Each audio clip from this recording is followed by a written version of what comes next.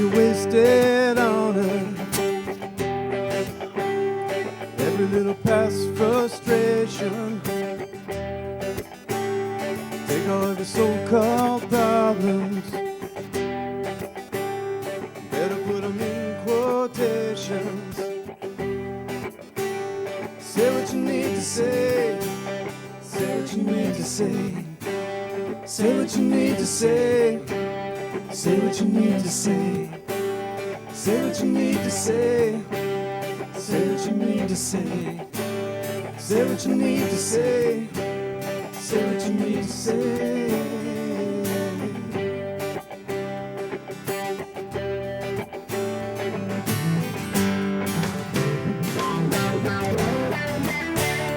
Walking like a one-man army, fighting with the shadows in your head, living out the same old moments, knowing you'd be better off instead. You could only say what you need to say. Say what you need to say. Say what you need to say. Say what you need to say. Say what you need to say. Say what you need to say. Say what you need to say. Say what you need to say. Have no fear for giving in. Have no fear for giving over. You better know that in the end, it's better to say too much and never say what you need to say again.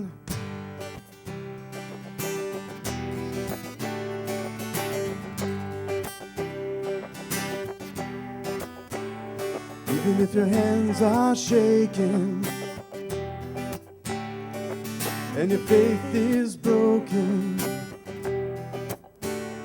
even as the eyes are closing, do it with a heart wide open. Say what you need to say. Say what you need to say. Say what you need to say. Say what you need to say.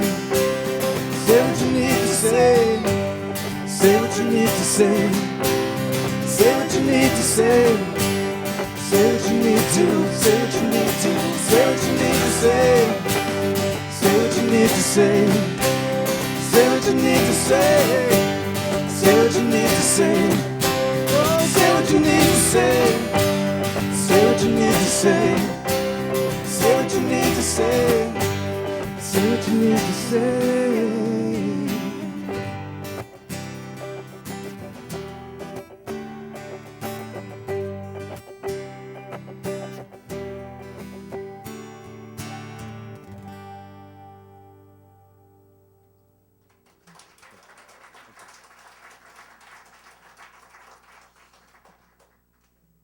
One, two, three.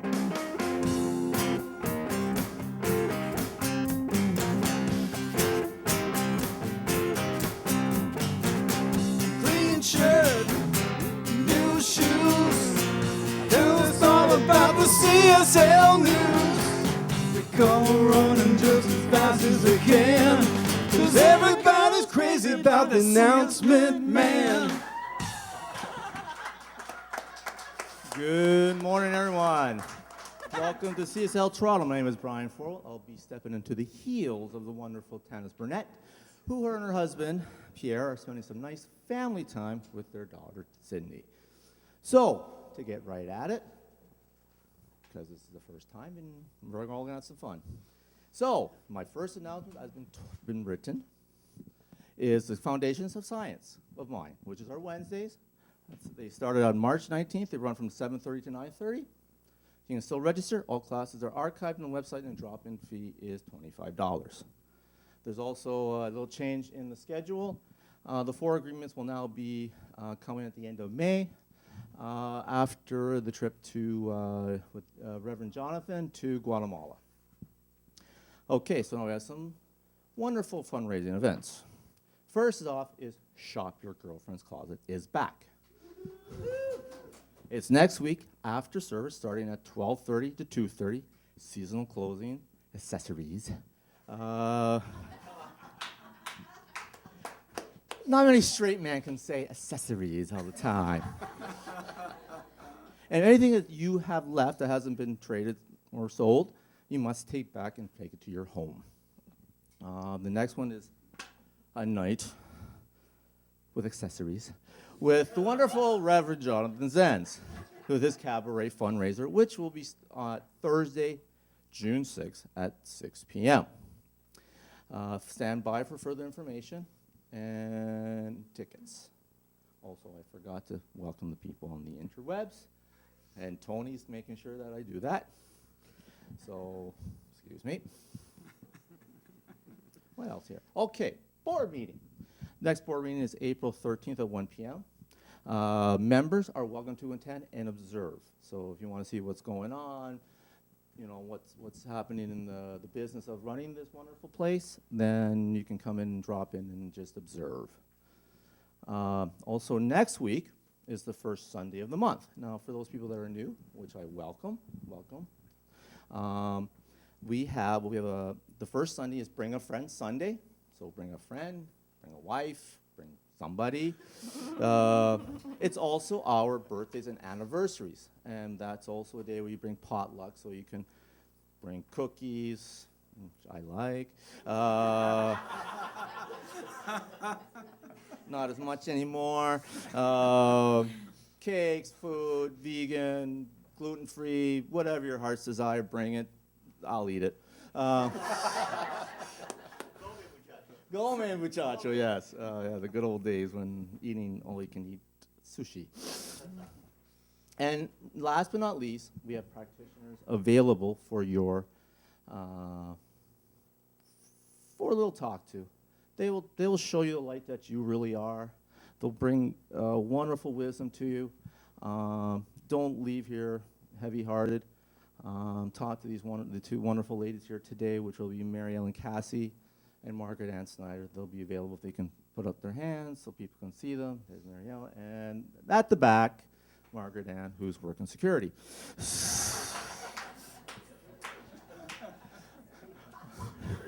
Also, if you have any treatment requests, you know, you feel a little shy, we do have a request box out at the welcome table. Margaret Ann can show you that too. And you can also go through our website, and it's just as powerful as being in front of these wonderful ladies as just putting a piece of paper into a box, and you know it will be done. So with no further ado, I'm going to introduce the second best dressed man here.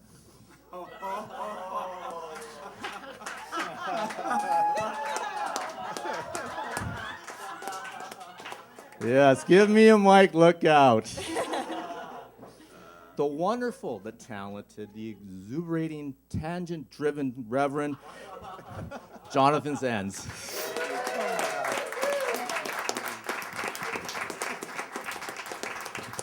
You look very dapper today.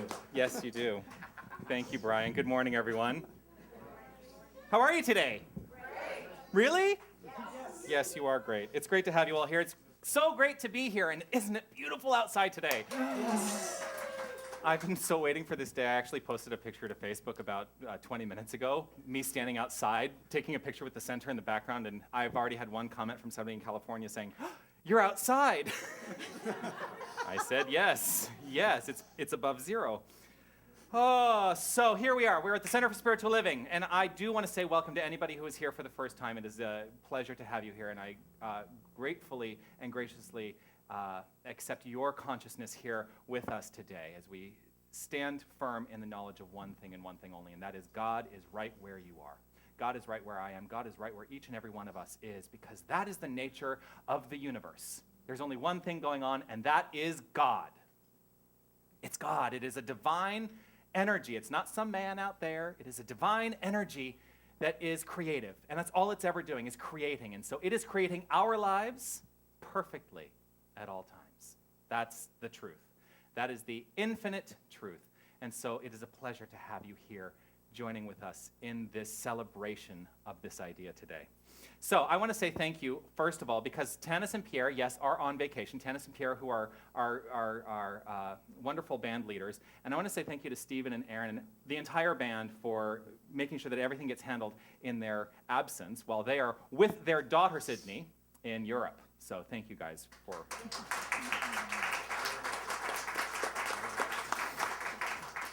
And you are in for a treat today with the music because they're doing some of my favorite songs ever.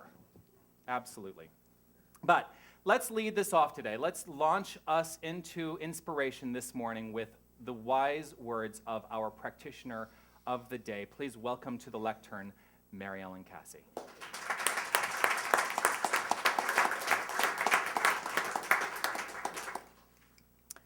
Well, thank you, and good morning, everyone. I have a very short quote. To read. One sentence. There is some humor. God is in all of us and laughing out loud right now, and I am so grateful for knowing that it is the truth, my truth, everyone's truth. So now to get to the quote from my friends. It's an inside joke, I'm sure. Anyways, when we are no longer able to change a situation, we are challenged to change ourselves.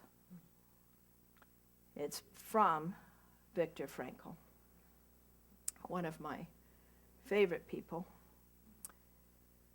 If you don't know who he is, he was a Holocaust survivor, and he certainly is a medical doctor and a PhD. He was an Austrian neurologist and psychiatrist. Please visit him on the website. I'm not going to tell you more about him except his story that struck me, that as a survivor, while walking to the camp with others, along with many men, he and others focused on their wives. And he did much more. He focused on love. He was in charge of his thoughts and never relinquished control. So, out of this very short reading and quote, what I remember and what I embody for myself is that I am in control of my thoughts. I practice the law of correspondence. Yes, I talk to God, God talks to me. That's the law of correspondence. There's many laws out here, this is one of them. We don't hear that very much, but it's the truth. So I focus on the infinite oneness that I call God, everywhere present, and that I call love, knowing all things are possible. If you read this man's story and his many books, you can't come away without having the biggest open heart of love in the world. So as I introduce my affirmation, I will say it once and invite you to say it along with me. I am the center of my universe. And if you will join me in saying, I am the center of the universe. And if you'd repeat that together again with me. I am the center of my universe. And thank you. Thank you.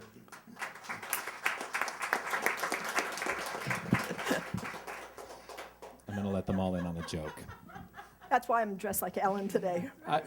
So I will let you in on the joke. So because of the brilliant wisdom of our practitioner students and what they've been bringing, I am going to be bringing them up here to be lead practitioners in service. In just a few weeks, we're going to start them off on that. But I sent out an email explaining exactly how I wanted that portion of the service to go, and about every other line was, a very short quote, and I do mean short. Have something to say that is short, and I do mean short. So that's what everybody is laughing about here when she mentions her very short quote. Yes. Thank you for that. It was wonderful, really wonderful. So I'm going to invite you all to take a breath. And I really want you to hear the quote that she used today. When we are no longer able to change a situation, we are challenged to change ourselves. When we are no longer able to change a situation, we are challenged to change ourselves. And the truth is, we're never actually changing any situations. We're only ever changing ourselves. And in the change of ourselves, in the change of our mind, in the change of our thoughts, in the change of our beliefs and our feelings, the situations change. Because that's the creative nature of this divine power. It can do nothing but that. It is always unfolding for our highest good, for our best expression of self. That's the truth. And so this morning, I invite us all to get ready, because it's changing. Get ready, my soul.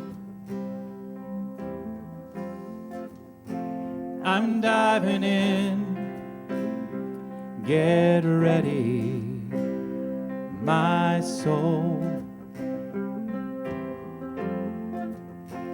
I'm diving in to the deepest kind of love, to the sweetest kind of life. Get ready, my soul. Everywhere I've ever been,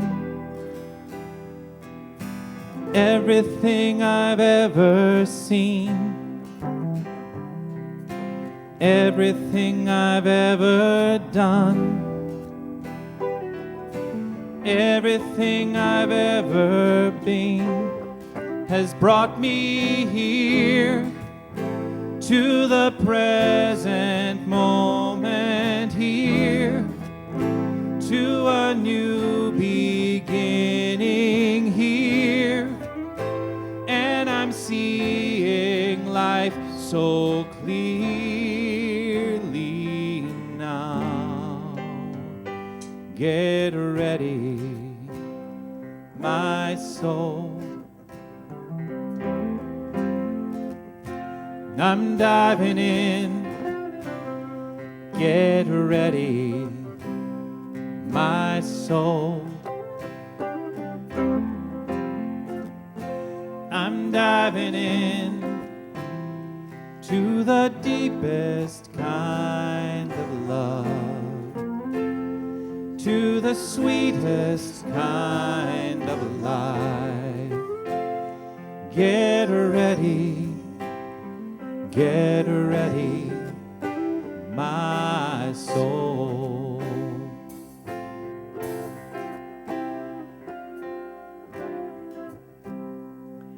Right here and right now, in this very present moment, I know that God is all there is. God is everywhere present. Where God is, I am. Where I am, God is. And there's one life. That life is God's life. That life is perfect life. And that life is my life now. I am in control of my thoughts. I live with the understanding in this law of correspondence that there is source and supply, and my life is abundantly unfolding perfectly in every breath, in every step.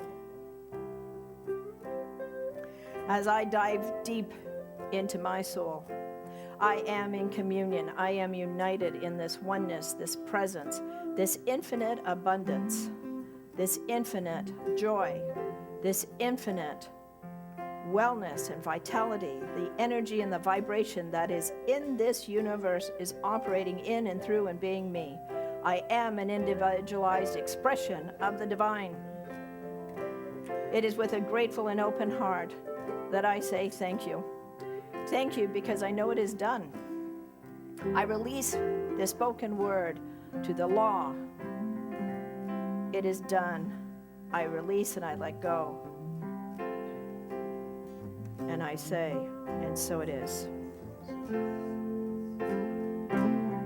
'Cause here I go,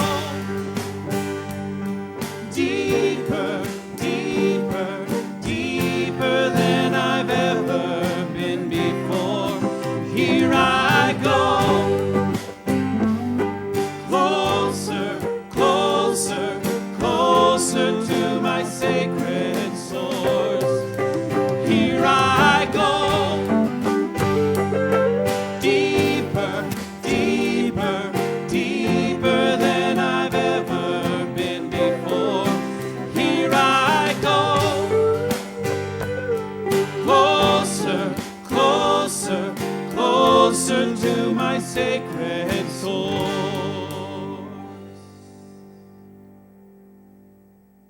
Get ready, my soul. I'm diving in. Get ready, my soul. I'm diving in to the deepest kind of love,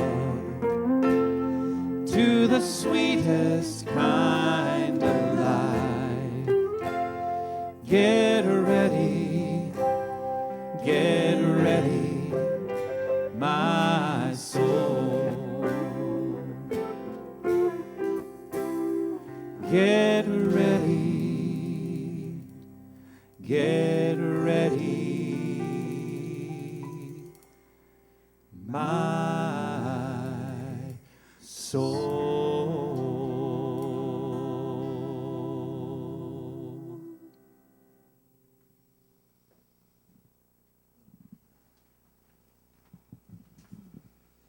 Is your soul ready? Yes. Yes. I love children. They speak the truth.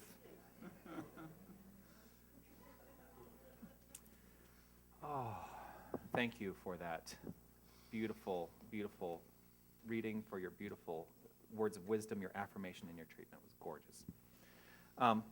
I also, I realize I have neglected to thank publicly James Mellon for being here last week, being our guest in service, and allowing me to take over his pulpit in North Hollywood, California last week. I will tell you, we are planning on doing that again in September. Yes. Actually, I have to say, I'm planning on doing that again in September. I haven't told him that yet. Now he knows, yes. James, September, plan on it. Yeah. I'm loving the energy today. I'm feeling really good. Our featured song of the day is a song you will all know. It really requires no introduction, so all I'm going to do is to step aside and allow Aaron Hughes and the Queen Street Band to take it away.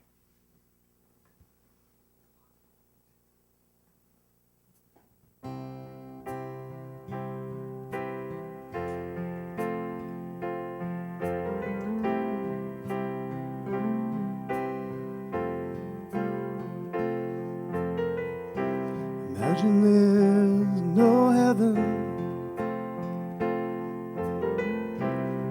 It's easy if you try. No hell below us. Above us only sky. Imagine all the people living for today. Imagine there's no countries. This isn't hard to do. Nothing to kill or die for, and no religion too. Imagine all the people living life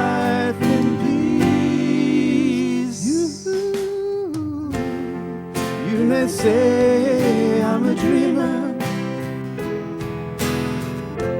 but I'm not the only one. I hope someday you'll join us, and the world will live as one. Imagine no possessions. I wonder if you can. No need for greed or hunger. Brotherhood of man. Imagine all the people sharing all the world.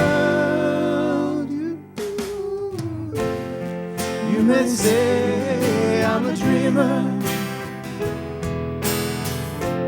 but I'm not the only one. I hope someday you'll join us, and the world will live as one.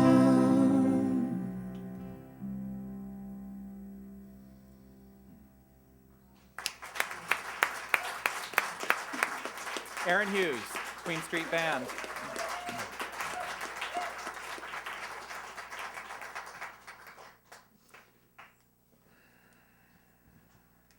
For those of you who are here for the first time, we are in the midst of a 10-week series. We are in week 6 of this 10-week series, and you don't have to have been here for any of the previous weeks, because I will do a gentle reminder of what the previous 5 weeks have been, so that you'll be able to be caught up when I give my message today. But part of what this experience has been is I have students who are training to become licensed practitioners, and I have invited them to do a presentation based on the core concepts. We're talking about the 10 core concepts of this philosophy, of the philosophy of science of mind. And so I've asked each one of them to take one of these 10 core concepts and to do a presentation for you. And today, with her offering, I will welcome to the lectern the glorious Linda Visosky.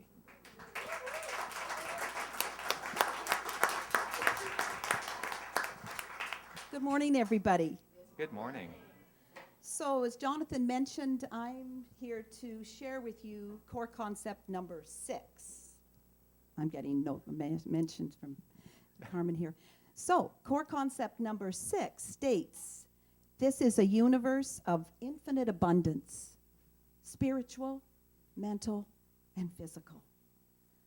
This bounty of spirit, this allness of good, is limitless and can never be exhausted or depleted.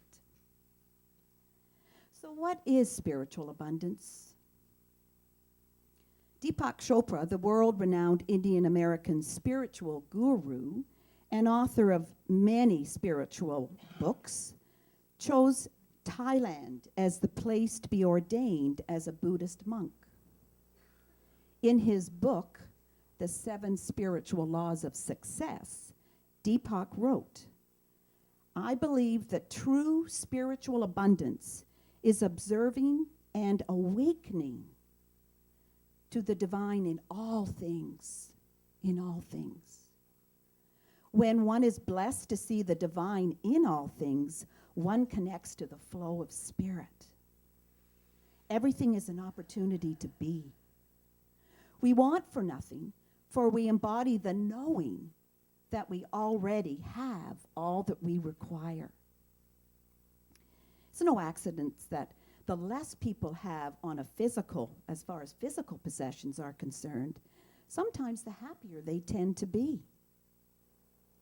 People with spiritual abundance don't need to hoard or protect what they have. They simply trust that they have enough and that they are enough. Deepak goes on to say, the more aligned we are with the flow of higher consciousness, the more we allow the divine to flow freely through us. Hence, the more we feel profound peace at the core of our being. So, with profound peace, what more do we desire in our lives? It's a good question. So what is mental abundance? Personally, I believe mental abundance is anything that will enable us to express greater life, greater peace, and greater happiness, so long as we do not harm anyone. What you believe, you will become. The law of mental equivalent must not be overlooked, for whatever a man soweth, so shall he reapeth. Lastly, let's talk about physical health, physical abundance. How do you honor your body?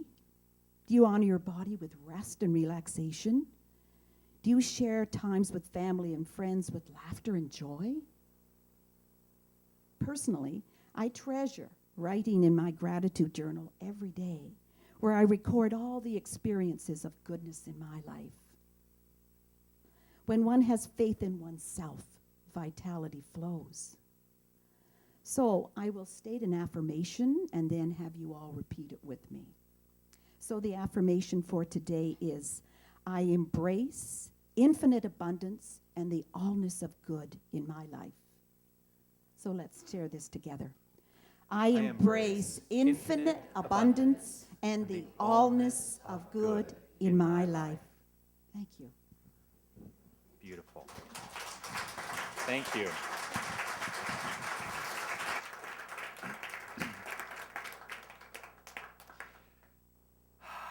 There are no mistakes. Because, of course, I'm going to be quoting Deepak Chopra today in my talk. That was really exquisite, Linda. Thank you.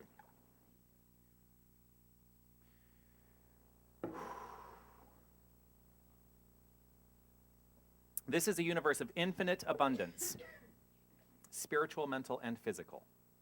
The bounty of spirit, this allness of good, is limitless and can never be exhausted or depleted.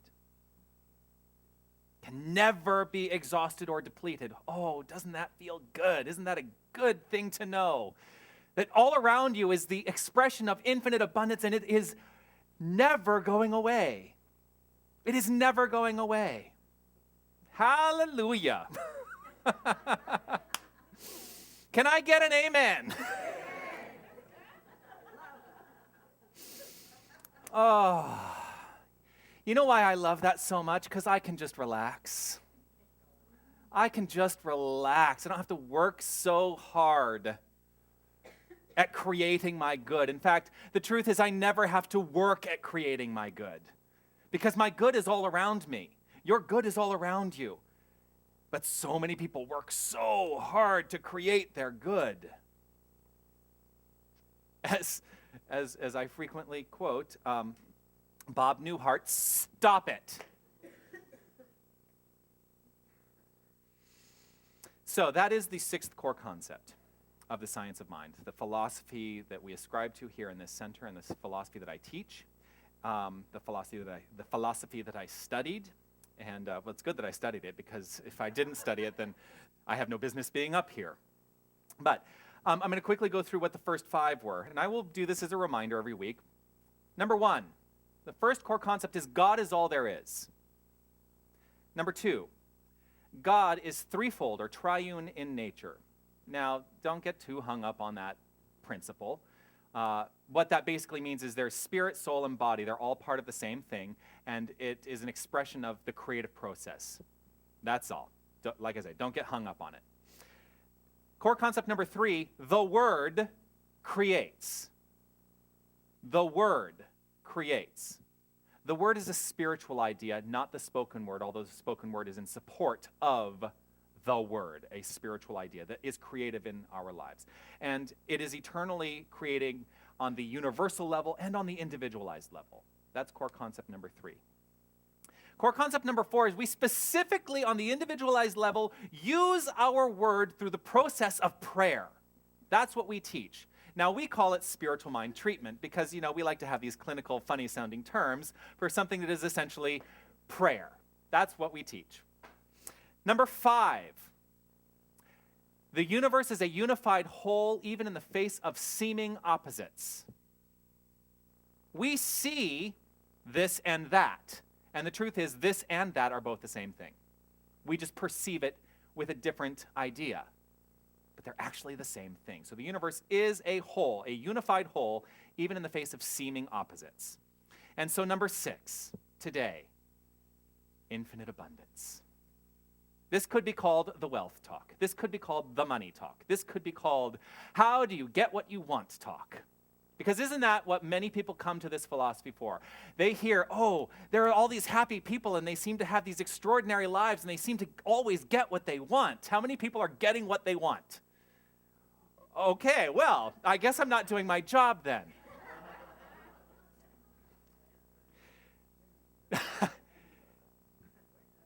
The truth is you're always getting what you want, whether you're consciously aware of it or not. Always. No matter what. The thing that we teach here is to become more conscious of it so that you can more consciously create what you want in your life. So, the world, the universe, is an expression of infinite abundance. And it can never be exhausted or depleted, ever. So, these core concepts, I don't know if you've noticed, they tend to build upon each other. So we've gotten this build up to today, and it's an experience that we're all having of deepening in understanding. So, my talk today is called A God-Shaped Whole. A God-Shaped Whole. Don't give it away.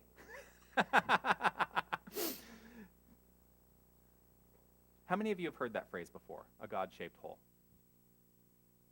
All right, two hands went up. It's actually a fairly common phrase used in Christian circles and also in recovery. And I looked it up. I'm like, because truth be told, I had never come across this particular phrase until this week when I was in Los Angeles. And I heard something on National Public Radio in the States. And they were doing some interview, and there was this whole talk about a God-shaped hole. And I thought, that's a really fascinating idea. And then I started looking into it, and it's actually a very old idea, which is kind of what we're always teaching, old ideas with new thoughts attached to them. So the concept of the God-shaped hole, of a God-shaped hole, actually goes back to 1670. 1670, and it was in a book by Blaise Pascal, and in this book, he was writing a defense of the Christian religion. This is basically the purpose of the book.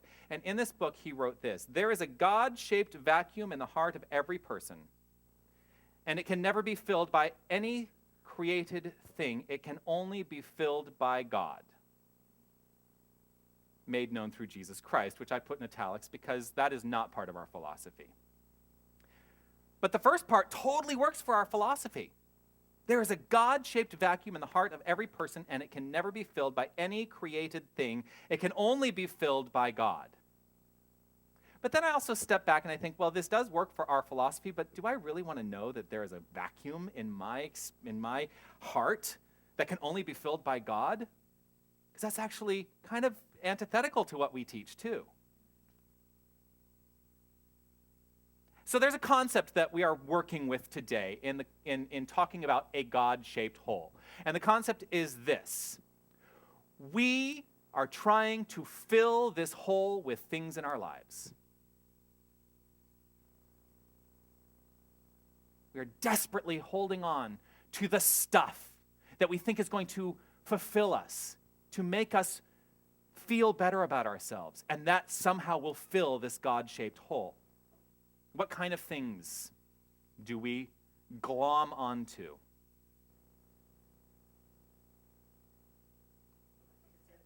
I know. I was like, I really should come up with a sign whether I'm asking a rhetorical question or not.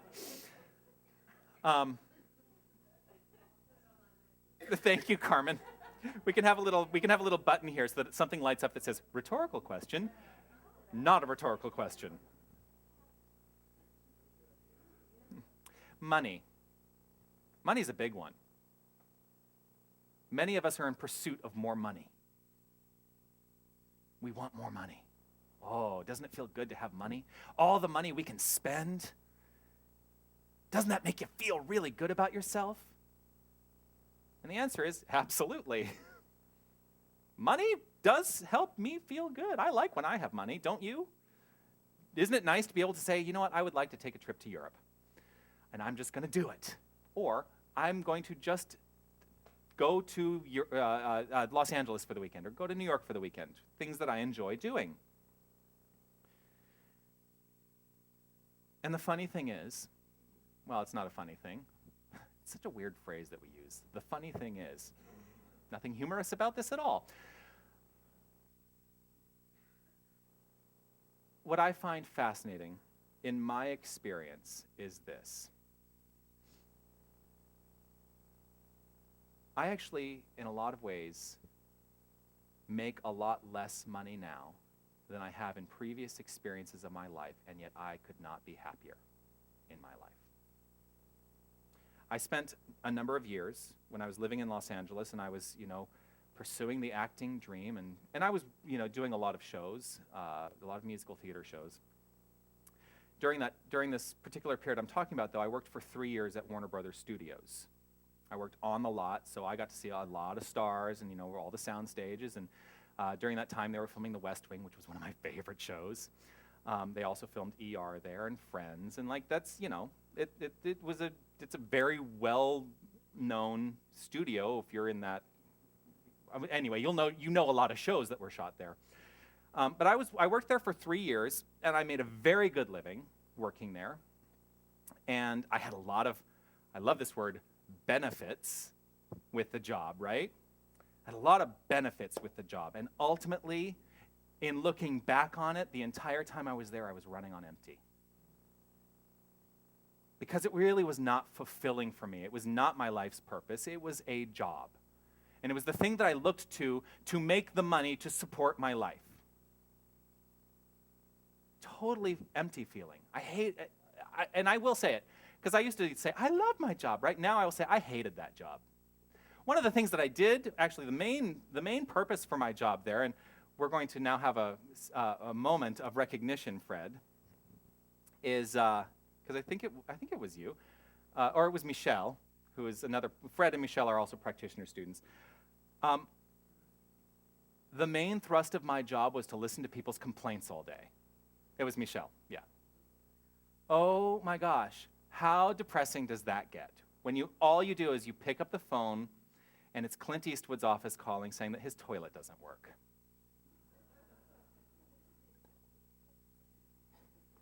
What's that? Yes, and if it's Clint Eastwood's toilet, you better get a plumber over there real fast. It's funny, Clint Eastwood's always the one that comes to mind whenever I, talk about this period of my life. But yeah, totally unfulfilling ultimately. And the thing that I ultimately moved into was going to go work at the NoHo Arts Center for New Thought, which is where I was being trained to be a minister. So things did turn around for me. It's because I started to recognize that there was a consciousness within me that did not support that life for me. Now, here's the other thing. I don't deny anybody for whom that is the experience that they want to have, and that totally gets them going and jazzes them up. Because there are people who do feel fulfilled by that. And in fact, here's the truth. If everybody did what truly fulfilled them, there would be no need for anything and everybody would be happy. And yet so many people are struggling and trying to make this thing happen, to make money. And they're launched into careers that they don't feel passionate about, but it's because they need to make the money so that they can live, so that they can retire, so that they can have whatever time is left to enjoy the last few years when you've worked, 40, 50, 60 years. I'm never retiring, by the way. To get to that point. And I say I'm never retiring, and you know why? Because I feel like I'm already retired. Because I already live the life I want to live. And this is a part of it. So I ask you today, rhetorical.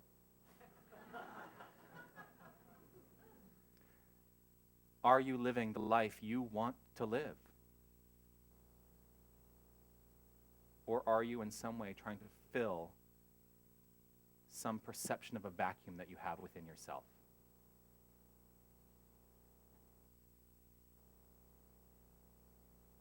That vacuum will never be filled by money. It will never be filled with material goods. It can only ever be filled by your consciousness. That's it. Deepak Chopra said something in an interview on Huffington Post Live this week.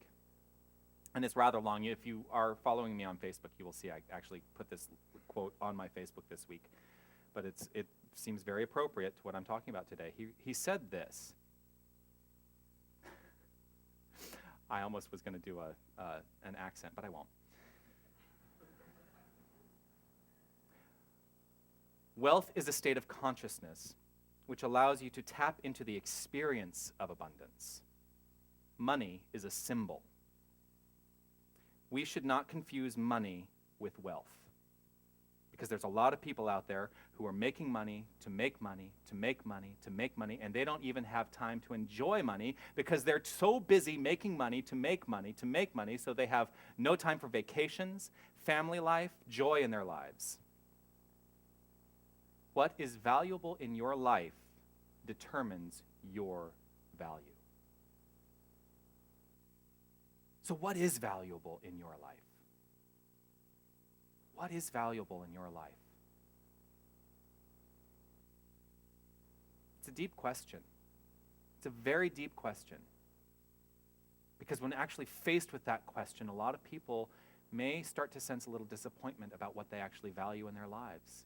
But here's the good news. If that is where your mind goes, you have an opportunity right here and right now to know something new, to take a step in a different direction. Because that is what we teach. Regardless of any past circumstances, regardless of what your life has looked like up until this moment, you can start everything anew right here and right now. Everything. And you know why you can start everything anew right here and right now? Because this is a universe of infinite abundance, spiritual, mental, and physical. This bounty of spirit, this allness of good is limitless and can never be exhausted or depleted. So you have the infinite nature of the universe, the creative nature of the universe, if I don't fall over, at your command, right here, right now. All you have to do is grab the reins and run with it, or ride with it. I guess if you're grabbing the reins, you're actually riding. Mixed metaphors are my forte, so, you know. So there was another period in my life where I could look to about my experience of lack and thinking that I had it all, and yet I was actually experiencing lack, and again, trying to fill a void. And it was prior to my time at Warner Brothers Studios. It was when I lived in New York, and I talk about this on occasion. I'm not talking about the relationship story, just so you know. Of course, anybody who's here for the first time, they're like, relationship story, what? When I finished university and I got my degree in acting and directing, I actually had planned on moving to Los Angeles initially. And then I took a spring break trip. Why you would take a spring break trip to New York, I don't know, but I did. I took my final senior year spring break trip to New York City. Fell in love with the city. I'd never been there before, and I got there and thought, oh my gosh, the energy of this city is exquisite, and wow, it's so much going on. And I will tell you, now Fran will understand this, anybody who's lived in New York will understand this. My first time on the island of Manhattan, I come up out of the subway on 5th Avenue.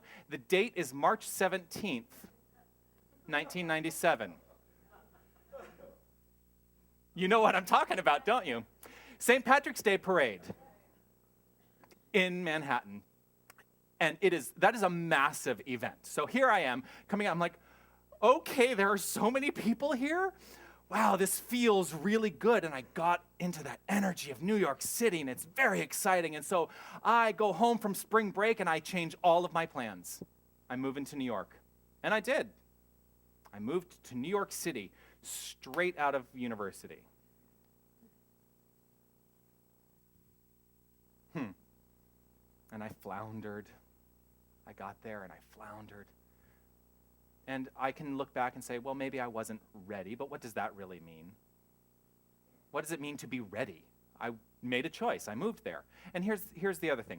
I don't regret the choice of moving there. I don't want anybody to get me wrong. I do not regret the choice of moving there at all. However, I was trying to escape something.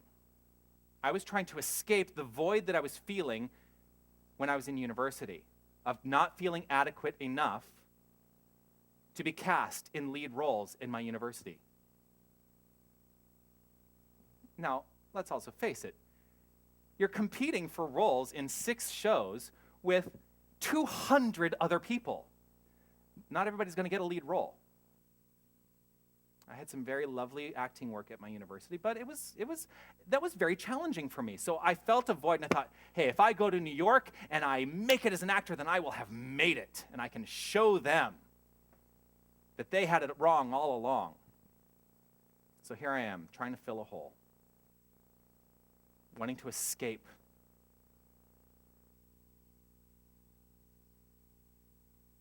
It wasn't until I truly learned who I am that I woke up to what was happening in my life.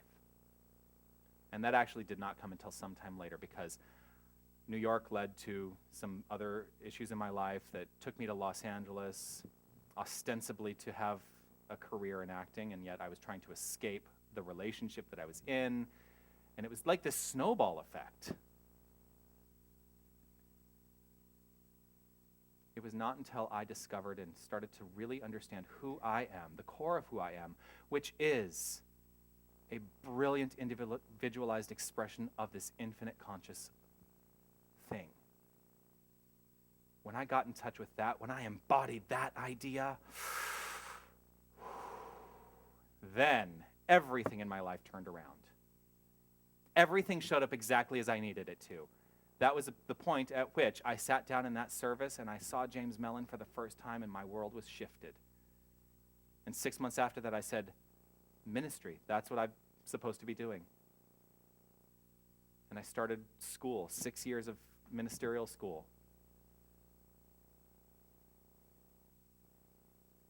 I gave up a career in musical theater. I'm so grateful that I get to sing. And I'm so grateful that I get to do a cabaret for you all. Plug, plug, plug, June 5th, Thursday, June 5th.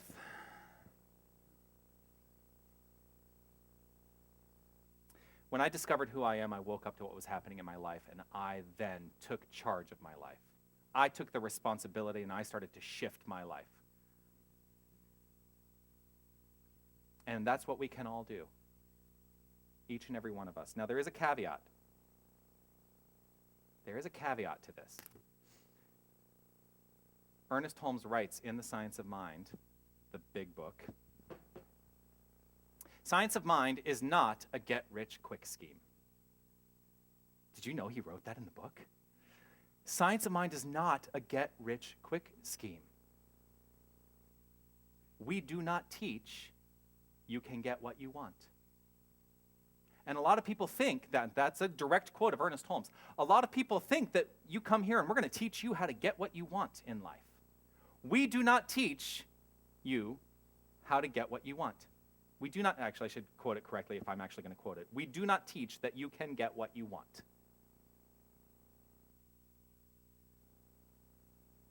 All right, I'm calling out a practitioner.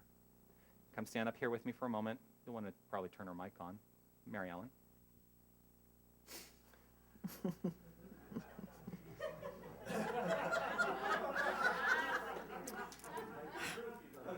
So let me ask you, Mary Ellen, if we do not teach that you can get what you want, what do we teach? I've used this quote myself. That God is all there is, and I get what I deserve. That's right. That's what I get. You absolutely do get what you deserve. I deserve Yes. is mine. Perfect. Thank you.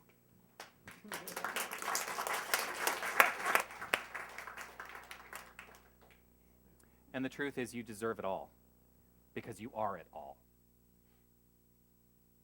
Now, whatever shows up in your life is backed by an idea in mind. It's what we call the mental equivalent. So get lost in the jargon.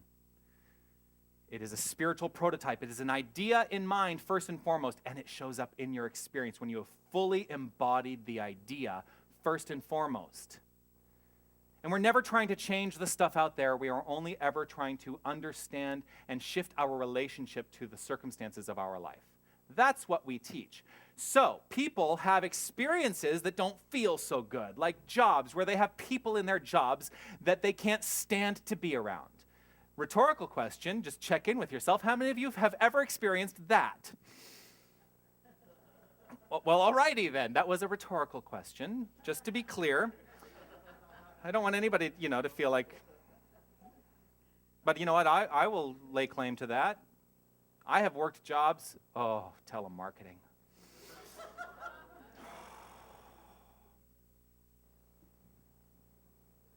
I actually loved some of the people that I worked with in telemarketing, but boy, what a horrible job that was for me. I know that there are people who love telemarketing. I don't know why, but there you go. I was going somewhere with this. Yes, you get what you deserve in life. So start to change your relationship to the circumstances. Start to shift your own mental equivalent. Start to shift the way you understand the nature of the universe, and that's what you will start to experience. That's what you will bring into your experience. It's basically what we call the law of attraction. That which is happening in your thought process, in your belief system, and in your feeling space is what you will attract into your experience. The secret didn't go far enough. The secret said, you change your thinking, and you change your experience. No, you change your thoughts, your beliefs, your feelings. You shift the habitual tendency of all of it, and you bring that into your experience. And then your life becomes extraordinary because that's the inevitable outcome. That is what you deserve. Now, there are many people who demonstrate abundance in the form of money, right? And that's awesome. It's awesome. And I accept that. And I welcome that into my experience as well. They do that because, going back to the core, they understand who they are. They understand who they are. Money is always there for them to use, regardless of the seeming circumstances. So this goes back to last week's talk. Well, not talk, because that was James Mellon, but last week's core concept that even in seeming negation, it's all the same thing. So even if somebody seems to not have the money, but they have an abundant consciousness, they are experiencing and living in abundance. They always have what they require, no matter what. Because that's the nature of spirit. Spirit provides in our life, no matter what. But it is about coming to the understanding that it is an abundant consciousness and not the expression of money in your life. All of that will follow. I guarantee it. I travel more now. I live a more exciting and abundant life now. I have a much more expansive circle of friends. I have a social life because ready, James Mellon? Because I'm not spending 14 to 16 hours a day at the NoHo Art Center, working my off. I have to remind myself there are young ears in the room. Yes, Tony, I know. Very young ears. Abundant nature is first and foremost in mind.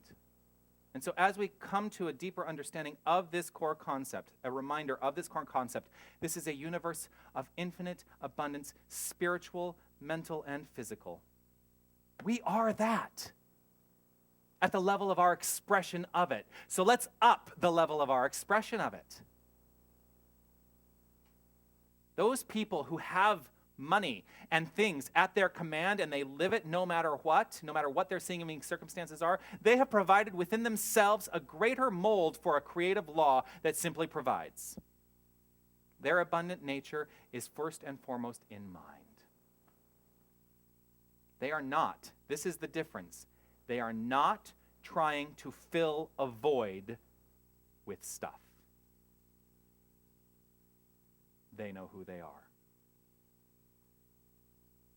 The bounty of spirit, this allness of good, is limitless and can never be exhausted or depleted. And so ultimately, we're going to reshape and change one thing in the title of my talk, a God-shaped whole. Because truly what we are is a God-shaped whole, W-H-O-L-E. When we really get in touch with that we are a God-shaped whole. We are never separate. We are infinitely inexhaustible. That's the truth. And so what I'm going to leave you with today is a task for the week. Ooh, I'm giving you a task for the week. I love when, because Lorna and Paul, I know that you often create tasks for yourselves. I'm giving you a task specifically this week. I want you to I'm going to leave you with a quote of Ernest Holmes, and it's actually a question that I'm going to have you look at in relationship to your pursuit of wholeness.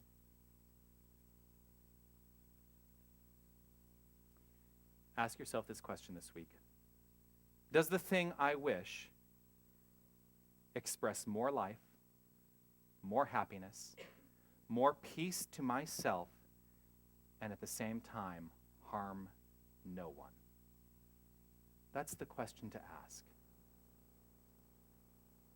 Because when you're answering yes, it does express more life, more happiness, more peace to myself, and at the same time harms no one, including myself, then I am experiencing and living wholeness, the infinite nature of the divine spirit. The answer is yes. It is always yes. And that's the truth of the matter. Namaste.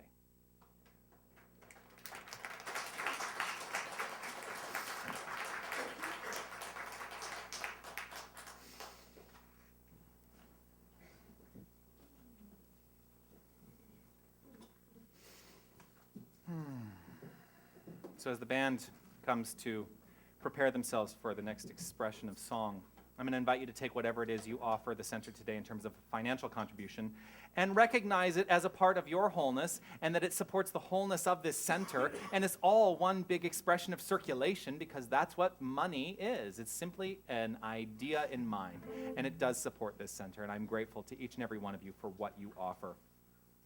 So as you hold it, recognize it as the very gift that it is God at the level of the expression of God as money. And as we honor this, as we know this, I'm going to invite you to stand up as the baskets go around, and we're going to sing God is My Source, which is on page 5 of your songbooks. 1, 2, 3.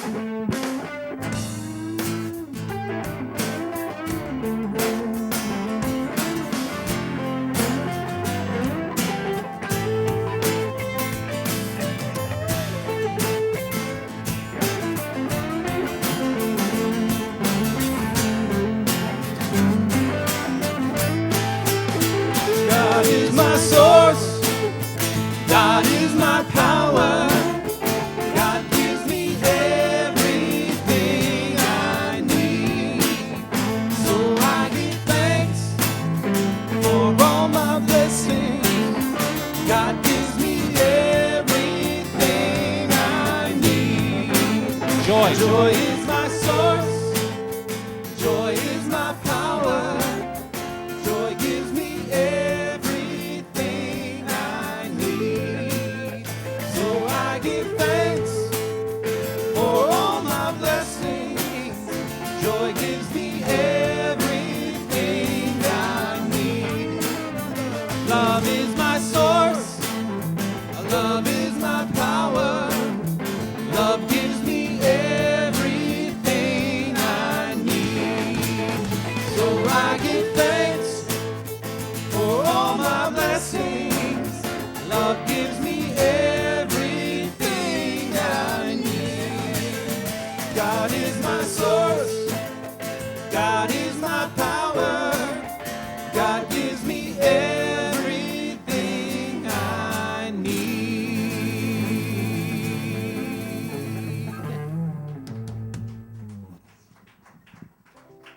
All right, I will invite Mary Ellen to do a blessing over the offering. Sorry.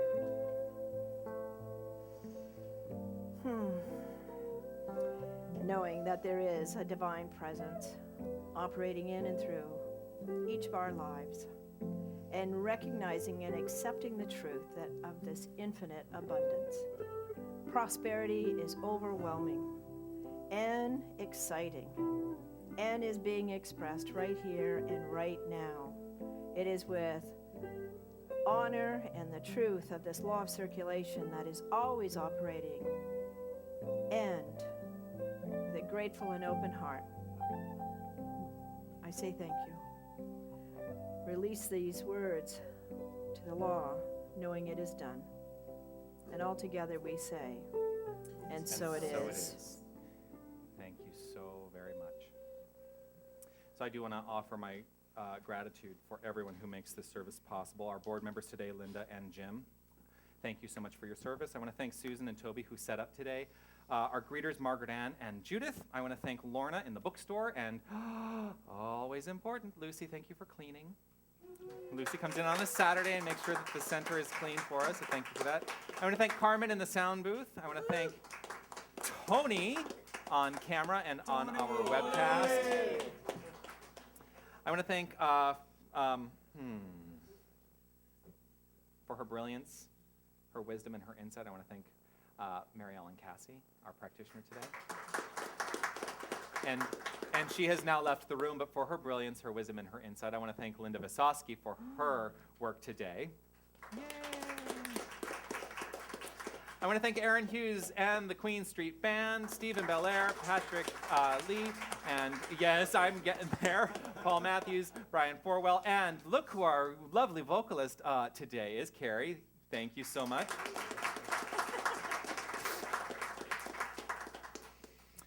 One of the things I know I've just mentioned kind of in passing and haven't really talked a lot about is this trip to Guatemala.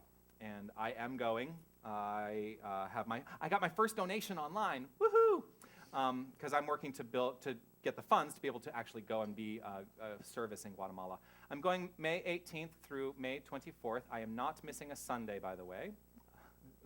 I may be very tired on May 25th, but I will be here. If you are interested in going to Guatemala and volunteering at the orphanage, please let me know, and we will start to talk about how that works. Also, I will be sending out this week a list of items that they are looking for in terms of goods that they do require, and I would like to also do a drive to bring those items here, and then we can find a way to get them transported there. If I'm taking them myself, great. If we're sending them there in some way, great as well. But there's more information to be known about that.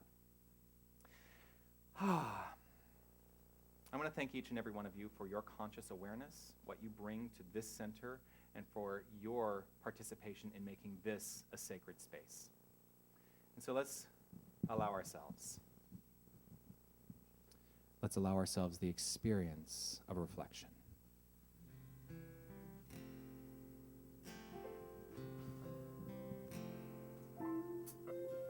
Reflect upon the one thing or the many things, whatever it is for you that you heard today, that you can take with you. Allow yourself to understand that there is something, whether you're consciously aware of it in this moment or not, there is something you walk away with today.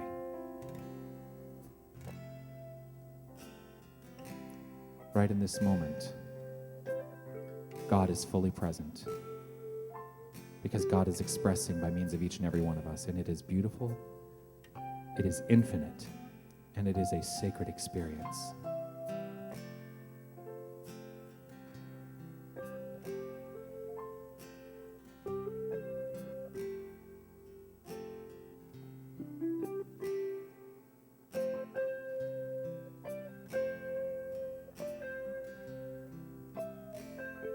So sacred, so secret, so precious,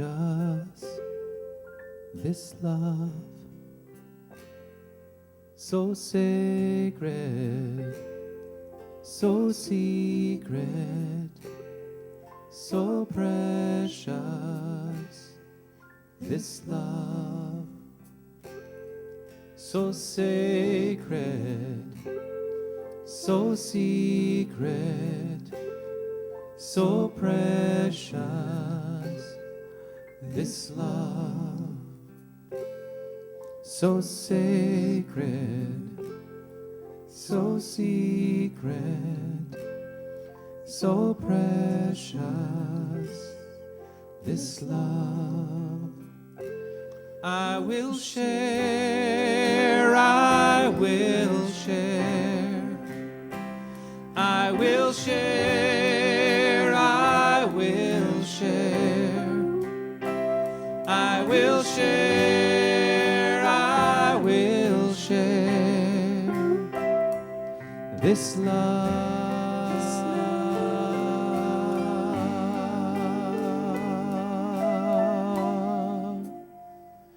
So sacred, so secret, so precious, this love.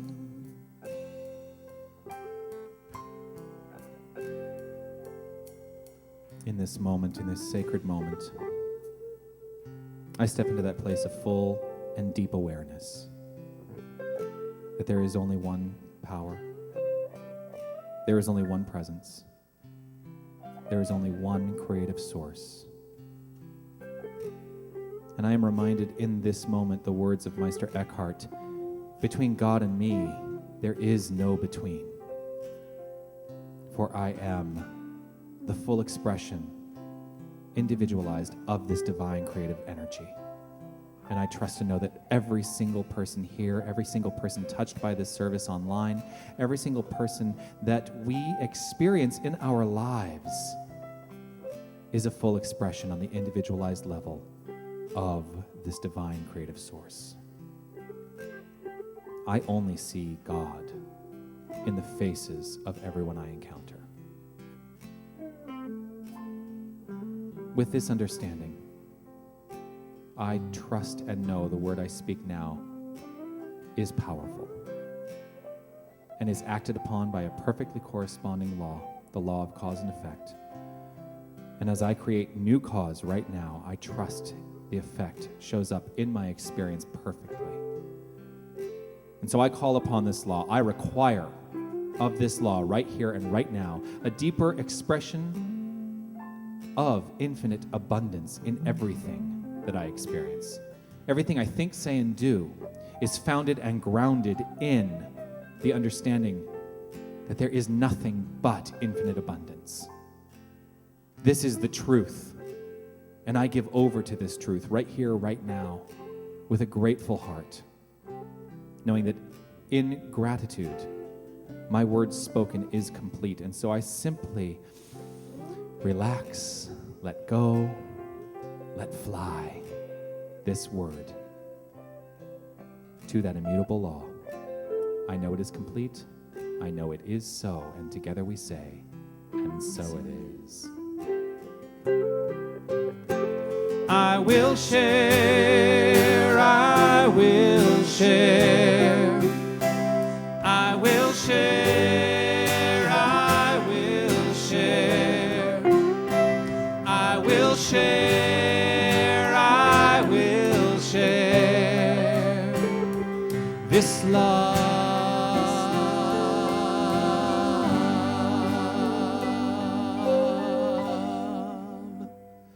So sacred, so secret, so precious, this love. So sacred, so secret, so precious, this love.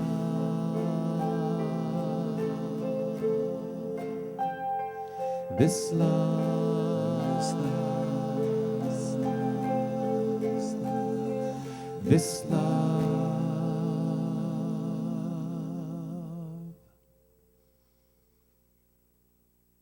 and so it is. And so we will end the day with a beautiful, beautiful, oh, I love this song. We're going to end the day with All You Need Is Love. It is on page 24 of your songbooks if you want to follow along, but many of you probably already know it. Have a great, great week, everyone. Love, love, love. Love, love, love. Love, love, love.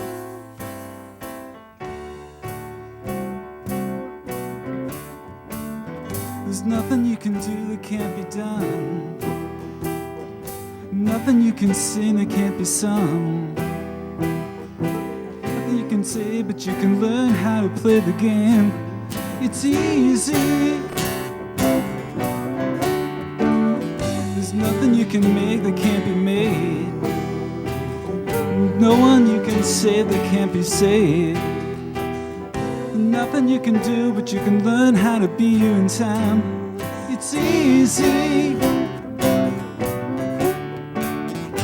All you need is love. All you need is love. All you need is love. Love. Love is all you need.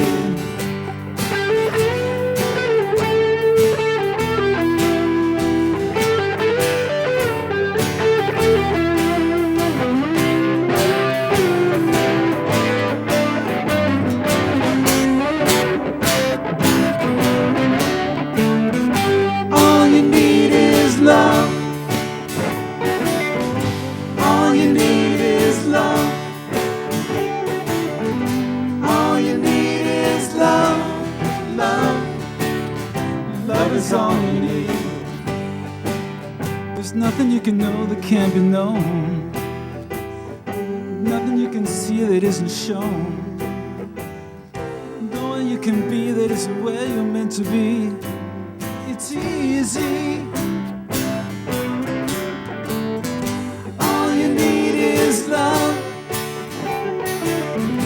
All you need is love. All you need is love. Love. Love is all you need. All you need is love. All you need is love. All you need is love. Love. Love is all you need.